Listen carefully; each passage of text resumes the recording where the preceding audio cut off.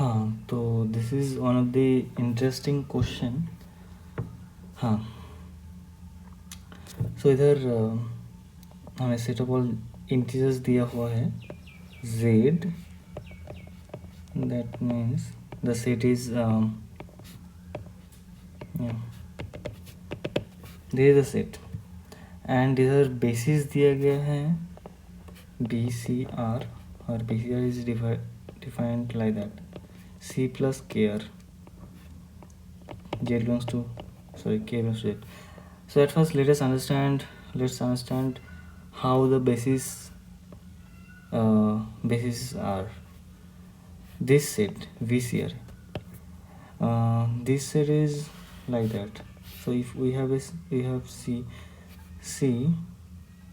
मान लो कि C है एक इंटीजर इधर, तो एक्चुअली BCR क्या है? BCR ये वो सेट है, मतलब इधर हम बोल सकते कि देखो BCR में क्या रहेगा, C रहेगा, C+1R रहेगा, मतलब C+R रहेगा, तो इसका डिफरेंस क्या होगा? R।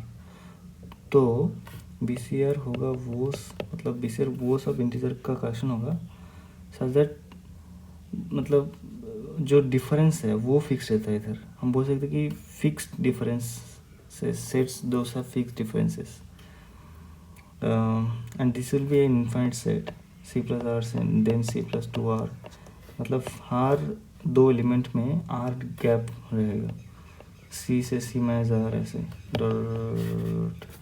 हम तो और एक चीज़ हम इधर नोटिस करने वाला है कि हम BCR को मान लो इस सेट में कोई एक एलिमेंट रहता है, मान लो x, हम इसको सिंपली BXR भी लिख सकते हैं, क्योंकि मान लो कि x है C+2R, तो C+2R अगेन क्या होगा C+3R, C+2R हमारा x है, तो BXR क्या होगा C+2R, मतलब x प्लस KR है ना, तो x+2R मतलब x प्लस R, x+3R और लाइक दैट, नीचे भी ऐसा होगा। तो अल्टीमेटली दोनों सेट सेम ही रहेगा, ये तुम चेक भी कर सकते हो।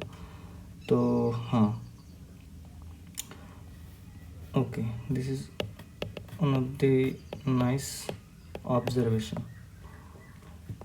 हाँ, और एक चीज़ हमें चेक कर लेना चाहिए, मतलब एग्ज़ाम में तो नहीं चेक नहीं कर भी सकते हो, क्योंकि तो बस आंसर चाहिए। इधर बोला है कि जो Z में जो हमें बेसिस से दिया गया है कलेक्शन ऑफ जो सेट्स, पहली बात तो बेसिस फॉर्म करेगा कि नहीं करेगा ये चेक करना चाहिए, मतलब अगर आप खुद के लिए देख रहे हैं तो चाहिए, बट इधर बोला गया है कि हाँ बेसिस फॉर्म करता है। तो इसके लिए जेड में जो टोपोलॉजी होगा, बेसिस का मतलब क्या है, ये सारे सेट्स ओपन होंगे है ना इन जेड, तो इसके करस्पॉन्डिंग जो टोपोलॉजी होगा इन जेड, उस टोपोलॉजी के रिस्पेक्ट में डिस सीक्वेंस का क्या लिमिट रहेगा कि नहीं रहेगा, मतलब ये कन्वर्जन होगा कि नहीं होगा। पहली बात तो हम जान लेते हैं कि कोई आर्बिट्रेरी टोपोलॉजी के लिए लिमिट पॉइंट का नोशन क्या है, लिमिट सीक्वेंस का लिमिट का नोशन क्या होता है, क्योंकि हम इधर डिस्टेंस गिवन नहीं है, तो हम ऐसे नहीं बोल सकते कि डिस्टेंस ऑफ, जैसे कि मैट्रिक्स स्पेस में होता है distance of a is less than epsilon, for every epsilon there is n capital n such that for all n greater than equal to capital N.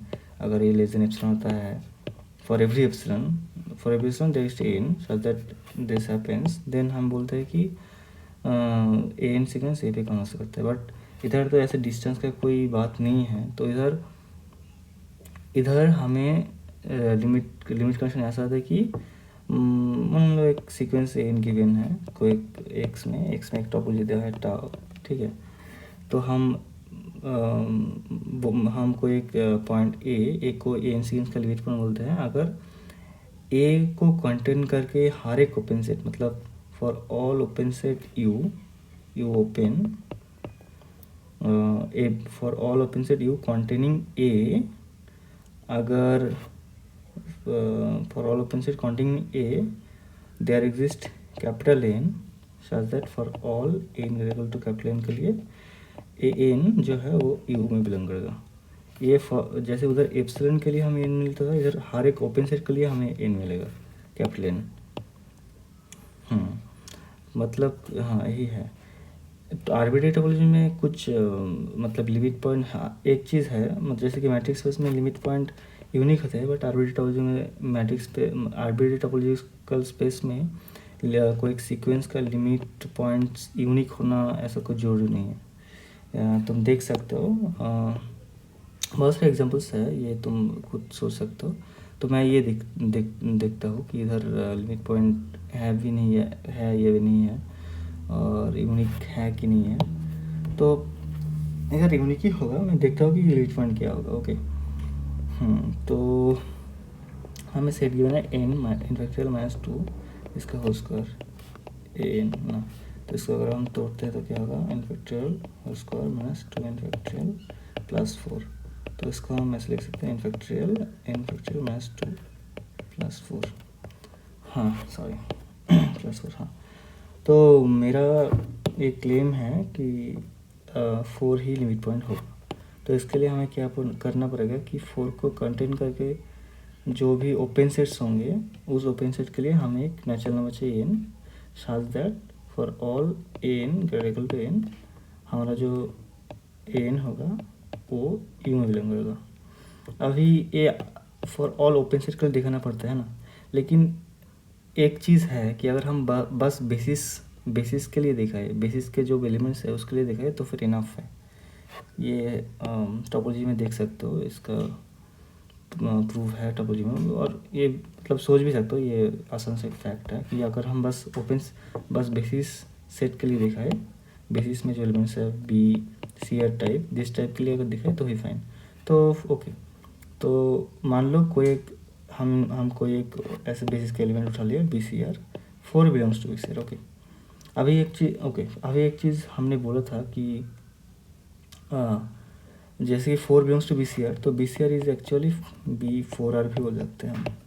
Okay, हाँ अभी B4R का members कैसे type का होता है कि 4 प्लस हमें एक नेचुरल नंबर फाइंड करना है ना, तो 4 प्लस आर जेड भी बोल सकते हैं, और बोल सकते हैं 4 plus r n r m s z, ये होते हैं हमारे B4R है ना। तो अगर इधर देख लो, अगर हम एन को सिंपली आर मान लेते हैं, ठीक है, तो फिर for all n greater equal to r n क्या होगा, एन होगा n factorial into n factorial -2 +4 है ना। एक चीज़ ऑब्जर्व करो कि अगर n greater equal to r factorial होता है तो फिर जो एन फैक्टोरियल है इधर एक आर रहेगा है ना, मतलब एन -1 आर एक रहेगा 1 into some integer, this integer m को एम मान लेता हूँ +4। तो हम आर को अगर सामने ले जाते हैं तो फिर m r into m +4 type का ऐसा रहता है, and which is a member of V4R। It means n belongs to V4R for all n greater equal to r, कोई भी n जो r से बड़ा है, तो इधर इन फैक्टोरियल में वो हमारा r का फैक्टर आएगा, तो r हम बाहर निकल लेंगे, तो इससे बोल सकते हैं कि n V4R में बिलोंग करते हैं। तो इससे प्रूव होता है कि, और ये फॉर ऑल r के ट्रू है, फॉर एवरी r हमें अगर n अगर r फिक्स कर लो तो फिर हम तो फिर हो जाता है ऐसा है ना। तो इससे हम बोल सकते हैं कि हाँ 4 ही हमारा लिमिट पॉइंट है। तो आंसर होगी 4 हियर।